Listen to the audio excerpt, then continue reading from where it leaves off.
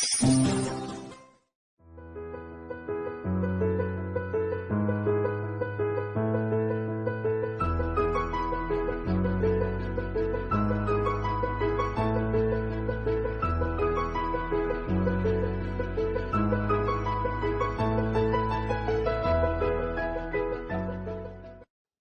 ನನ್ನ ಮುದ್ದು ಪುಟಾಣಿಗಳ, ಏನ್ ಮಾಡ್ತಿದ್ದೀರಿ?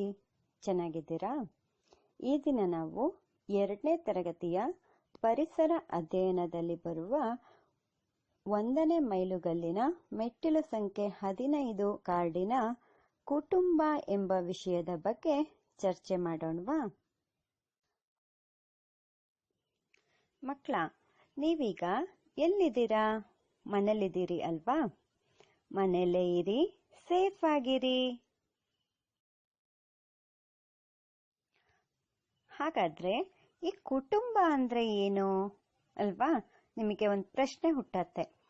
ಈ ಕುಟುಂಬ ಅಂದ್ರೆ ಒಂದೇ ಮನೆಯಲ್ಲಿರುವ ರಕ್ತ ಸಂಬಂಧವನ್ನ ಹೊಂದಿರುವ ವ್ಯಕ್ತಿಗಳ ಗುಂಪಿಗೆ ಅಥವಾ ಸಮೂಹಕ್ಕೆ ನಾವೇನಂತ ಹೇಳ್ತೀವಿ?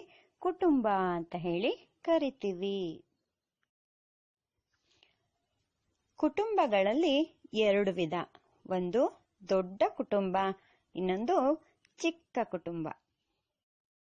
ದೊಡ್ಡ ಕುಟುಂಬ ಅಂದ್ರೆ ಅಲ್ಲಿ ಅಜ್ಜ, ಅಜ್ಜಿ, ಅಪ್ಪ, ಅಮ್ಮ, ತಮ್ಮ, ತಂಗಿ, ಅಣ್ಣ, ಅಕ್ಕ, ಚಿಕ್ಕಪ್ಪ, ಚಿಕ್ಕಮ್ಮ, ದೊಡ್ಡಪ್ಪ, ದೊಡ್ಡಮ್ಮ, ಹೀಗೆ ಎಲ್ಲರೂ ಒಟ್ಟಾಗಿ ರಕ್ತ ಸಂಬಂಧಿಗಳೆಲ್ಲ ಒಟ್ಟಾಗಿ ಇರ್ತಾರೆ.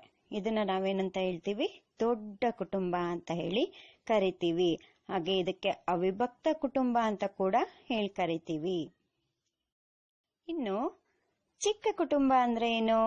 ಕೇವಲ ಅಪ್ಪ, ಅಮ್ಮ ಮತ್ತೆ ಅವರ ಇಬ್ರು ಮಕ್ಕಳು ಇರೋ ಅಂತದ್ದು. ಅದಕ್ಕೇನಂತ ಹೇಳ್ತೀವಿ? ಚಿಕ್ಕ ಕುಟುಂಬ ಅಂತ ಹೇಳಿ ಕರಿತೀವಿ. ಜೊತೆಗೆ ಇದಕ್ಕೇನಂತೀವಿ? ವಿಭಕ್ತ ಕುಟುಂಬ ಅಂತ ಕೂಡ ಕರಿತೀವಿ. ಹಾಗಾದ್ರೆ ನೀವು ನನಗೆ ಹೇಳ್ಬೇಕೀಗ, ನಿಮ್ದು ಚಿಕ್ಕ ಕುಟುಂಬನೋ ದೊಡ್ಡ ಕುಟುಂಬನೋ? ಗೊತ್ತಾಗತ್ತೆ ಅಲ್ವಾ ನಿಮಗೆ? ಅಪ್ಪ ಅಮ್ಮನ ಜೊತೆ ಇದ್ರೆ ಮಾತ್ರ, ನೀವು ನಿಮ್ಮ ಅಪ್ಪ ಅಮ್ಮನ ಜೊತೆ ಮಾತ್ರ ಇದ್ರೆ ಅದು ಚಿಕ್ಕ ಕುಟುಂಬ. ಅದೇ ಅಪ್ಪ ಅಮ್ಮ ಅಜ್ಜ ಅಜ್ಜಿ ಎಲ್ರ ಜೊತೆ ಮನೆಯಲ್ಲಿ ತುಂಬಾ ಜನ ಇರ್ತಾರಲ್ವಾ, ಅಂತ ಒಂದು ಕುಟುಂಬದಲ್ಲಿದ್ರೆ ಅದು ದೊಡ್ಡ ಕುಟುಂಬ ಅಲ್ವಾ? ಈಗ ನಿಮ್ ಕುಟುಂಬ ಯಾವುದು ಅಂತ ನನಗೆ ಹೇಳ್ತೀರಾ? ನಮ್ಮ ಮನೇಲಿ ನಮ್ಮನ್ನ ತುಂಬಾ ಇಷ್ಟಪಡೋರು ಇರ್ತಾರೆ. ಅವರು ಚಾಕ್ಲೇಟ್ ತಂದು ಕೊಡ್ತಾರೆ, ಆಮೇಲೆ ನಮ್ಮನ್ನ ತುಂಬಾ ಪ್ರೀತಿ ಮಾಡ್ತಾರೆ. ಹಾಗೆ ನಮಗೆ ನಮ್ಮನೇಲಿ ಯಾರೋ ಒಬ್ರು ತುಂಬಾ ಇಷ್ಟ ಅಂತ ಹೇಳ್ತೀವಿ. ಅಮ್ಮನೋ ಅಪ್ಪನೋ ಅಜ್ಜಿನೋ ಯಾರೋ ಒಬ್ರು ಆಗಿರ್ತಾರೆ. ಹಾಗೆ ನಿಮ್ಗೂ ಕೂಡ ನಿಮ್ಮನೇಲಿ ಯಾರೋ ಒಬ್ರು ಇಷ್ಟ ಆಗಿರ್ತಾರೆ. ಅವ್ರು ಯಾರು? ಅಜ್ಜಿನಾ? ಅಮ್ಮನಾ? ಗೊತ್ತಲ್ವಾ ನಿಮಗೆ ಯಾರು ಅಂತ ಹೇಳ್ಬಿಟ್ಟು?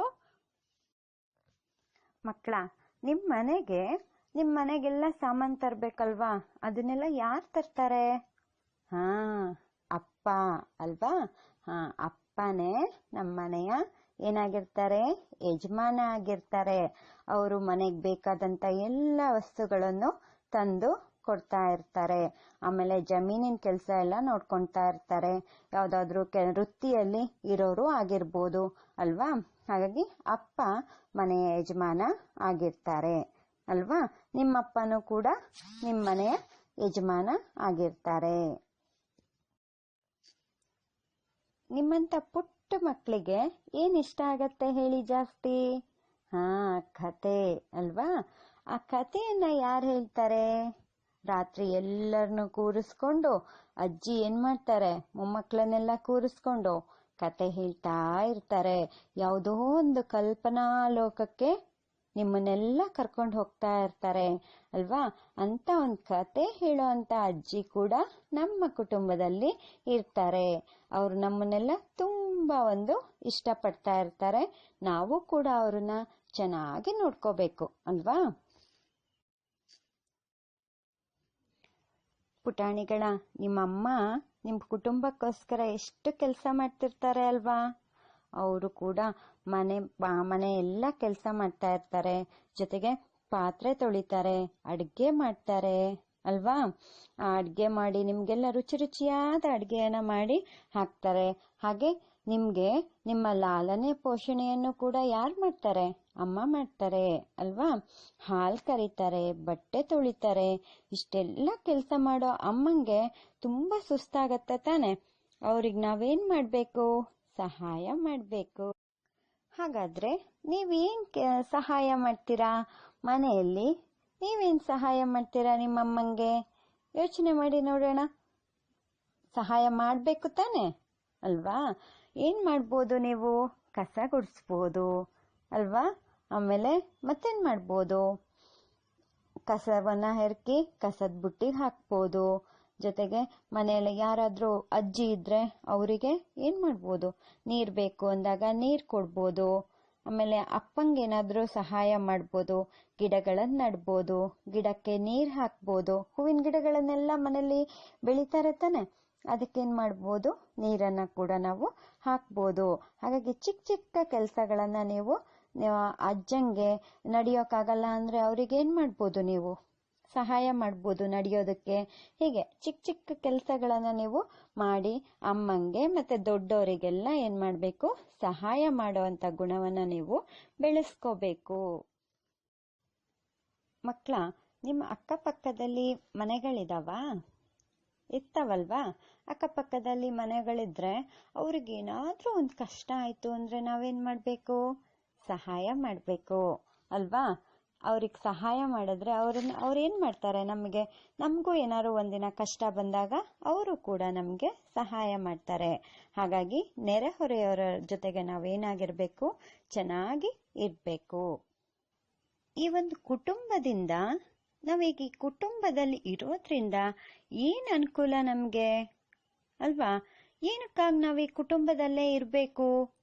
ನಾವು ಒಂಟಿಯಾಗಿರೋಣ ಅಂತ ಹೇಳಿ ನಾವು ಯೋಚನೆ ಮಾಡಿದ್ರೆ ಒಂಟಿಯಾಗಿದ್ರೆ ಏನಾಗತ್ತೆ? ಭಯ ಆಗತ್ತಲ್ವಾ? ನಮ್ಮ ಅಪ್ಪ ಅಮ್ಮನ ಜೊತೆ ಎಲ್ಲ ಇದ್ರೆ ಏನಾಗತ್ತೆ? ಧೈರ್ಯವಾಗಿ ಇರ್ಬೋದು. ಈ ಕುಟುಂಬ ಯಾಕೆ ಬೇಕು ಅಂತ ಹೇಳಿ ನೋಡಿದ್ರೆ ನಮ್ಗೇನ್ ಮಾಡತ್ತೆ? ಈ ಕುಟುಂಬದಲ್ಲಿ ಇರೋದ್ರಿಂದ ನಮಗೆ ನಮ್ಮ ಒಂದು ಅಪ್ಪ ಅಮ್ಮ ಇರ್ಬೋದು, ಅಜ್ಜಿ ಅಜ್ಜ, ಇವರೆಲ್ಲರ ಪ್ರೀತಿ ನಮ್ಗೆ ಸಿಗತ್ತೆ. ಹಾಗೆ ನಮಗೆ ಆಹಾರ ಬೇಕು ತಾನೆ. ಆ ಆಹಾರವನ್ನ ಒದಗಿಸಿ ಕೊಡೋದು ಯಾರು? ಅಪ್ಪ ಅಮ್ಮ ಎಲ್ಲ ಅವರು ಕೆಲಸ ಮಾಡಿ ನಮ್ಗೇನ್ ಮಾಡ್ತಾರೆ? ಆಹಾರವನ್ನ ಒದಗಿಸಿ ಕೊಡ್ತಾರೆ. ಹಾಗೆ ನಮ್ಗೆ ರಕ್ಷಣೆ ಸಿಗತ್ತೆ ಅಲ್ವಾ? ಯಾವ್ದಾದ್ರು ಒಂದು ನಾಯಿನೋ ಯಾವ್ದೋ ಒಂದು ಪ್ರಾಣಿ ನಮ್ಮನ್ನ ಅಟ್ಟಿಸ್ಕೊಂಡ್ಬಂತು ಅಂದ್ರೆ ನಮ್ಮನ್ನ ಯಾರು ಕಾಪಾಡ್ತಾರೆ? ಅಪ್ಪನೋ ಅಜ್ಜನೋ ಯಾರೋ, ನಮ್ಮನ್ನ ಅಮ್ಮನೋ ಯಾರೋ ರಕ್ಷಣೆಯನ್ನ ಮಾಡ್ತಾರೆ ತಾನೆ. ಹಾಗೆ ನಿಮ್ಗೆ ಬಟ್ಟೆ ಎಲ್ಲ ಬೇಕು. ಆ ಬಟ್ಟೆಯನ್ನು ಕೂಡ ಯಾರು ಕೊಡಿಸ್ತಾರೆ? ನಮ್ಮ ಕುಟುಂಬದವರು ಕೊಡಿಸ್ತಾರೆ. ಶಿಕ್ಷಣ ಎಲ್ಲ ಸಿಗೋ ಹಾಗೆ ಮಾಡ್ತಾರೆ. ಒಳ್ಳೆ ಶಿಕ್ಷಣ ಬೇಕು ತಾನೆ ನಮ್ಗೆ. ಅದಕ್ಕೋಸ್ಕರವಾಗಿ ನಾವೇನ್ ಮಾಡ್ಬೇಕು? ಕುಟುಂಬವನ್ನ ಹೊಂದಿರ್ಲೇಬೇಕು. ಆಗ ನಾವು ಒಳ್ಳೆಯ ಒಂದು ಜೀವನವನ್ನ ರೂಪಿಸ್ಕೊಬಹುದು. ಗೊತ್ತಾಯ್ತಾ? ಕುಟುಂಬದಿಂದ ಇಷ್ಟೆಲ್ಲ ಪ್ರಯೋಜನ ಇದೆ. ಅದಕ್ಕೆ ನಾವು ಮನೆಯಲ್ಲಿ ಎಲ್ರ ಜೊತೆಗೆ ಪ್ರೀತಿಯಿಂದ ಇರಬೇಕು. ಹಾಗೆ ಸಹಾಯ ಯಾರಿಗ್ ಬೇಕೋ ಅವರಿಗೆ ಸಹಾಯವನ್ನ ಕೂಡ ಮಾಡಬೇಕು. ಯಾವುದಕ್ಕೂ ಕೂಡ ಹಠವನ್ನ ಮಾಡಬಾರ್ದು. ಹೀಗೆ ನೀವಿರ್ತೀರಾ ನಿಮ್ಮ ಕುಟುಂಬದಲ್ಲಿ? ಸರಿ, ಹಾಗಾದ್ರೆ ಈಗ ಕುಟುಂಬದ ಬಗ್ಗೆ ಇಷ್ಟೆಲ್ಲ ತಿಳ್ಕೊಂಡಿದ್ದೀರಾ. ನಾನು ನಿಮಗೊಂದು ಕಾರ್ಯಯೋಜನೆಯನ್ನ ಕೊಡ್ತೀನಿ. ಅದೇನಂದ್ರೆ, ನಿಮ್ ತರಗತಿಯ ಪರಿಸರ ಅಧ್ಯಯನ ಬುಕ್ ಇದೆ ಅಲ್ವಾ? ಆ ಬುಕ್ಕಿನಲ್ಲಿ ಮೆಟ್ಟಿಲು ಸಂಖ್ಯೆ 14ರಲ್ಲಿ ಒಂದು ಸಮೀಕ್ಷೆ ಮಾಡೋದಿದೆ. ಆ ಸಮೀಕ್ಷೆಯನ್ನ ನೀವು ಮಾಡಬೇಕು. ಅದ್ರಲ್ಲಿ ಏನಿದೆ ಅಂದ್ರೆ, ನಿಮ್ಮ ಊರಲ್ಲಿರೋ ಅಕ್ಕಪಕ್ಕದಲ್ಲಿರೋ ಒಂದು 5 ಮನೆಗಳಲ್ಲಿ ಇರೋಂತ ಮಕ್ಕಳುಗಳ ಸಂಖ್ಯೆ ಎಷ್ಟು ಮತ್ತೆ ದೊಡ್ಡವರ ಸಂಖ್ಯೆ ಎಷ್ಟು ಅಂತ ಹೇಳಿ ಅಲ್ಲಿ ಕೊಟ್ಟಿದ್ದಾರೆ. 1ನೇ ಮನೆ, 2ನೇ ಮನೆ, 3ನೇ ಮನೆ, ಹಾಗೆ 5 ಮನೆಗಳನ್ನು ಕೊಟ್ಟಿದ್ದಾರೆ. ಅವ್ರ ಮನೆಯಲ್ಲಿ ಎಷ್ಟು ಮಕ್ಕಳಿದ್ದಾರೆ, ಎಷ್ಟು ದೊಡ್ಡವರಿದ್ದಾರೆ ಅಂತ ಹೇಳ್ಬಿಟ್ಟು ಆ ಒಂದು ಸಂಖ್ಯೆಯನ್ನ ಅಲ್ಲಿ ನೀವು ಸಮೀಕ್ಷೆ ಮಾಡಿ ಬರೀಬೇಕು. ಮಾಡ್ತೀರಾ? ಓಕೆ, ಬಾಯ್ ಪುಟಾಣಿಗಳ.